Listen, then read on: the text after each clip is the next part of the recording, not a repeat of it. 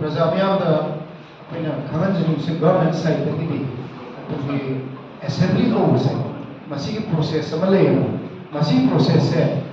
अखोइगी कोकुमीगी meeting नहाकी public hearing से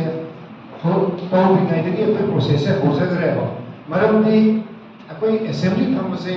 था तरुक खुदिंगी फंदबा यादेबा constitutionally mandatory होगा अदुना था तरुक सुबसे अखोइ हंदकी थागी last week sida surgadoba aduna maramarga hokiba press conference honorable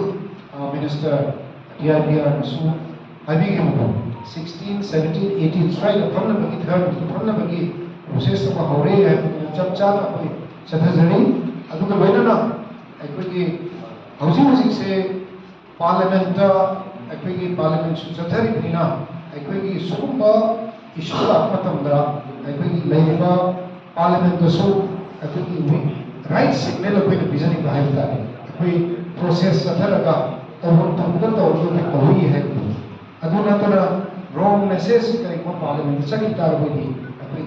Hampasida, me Sudatana, group Amanina Lakadana, I could just one community representatives in the Kamadi, wrong message ama, Chakiba, Aduma Lagadra, and to Matusu Canada, we are Aduna. Mayam the opinion I should be a quick assembly from the same. As per constitutional requirement, I could know was it like the government say constitutionally according to the constitution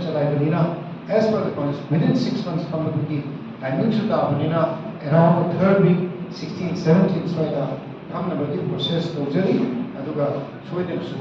with company and the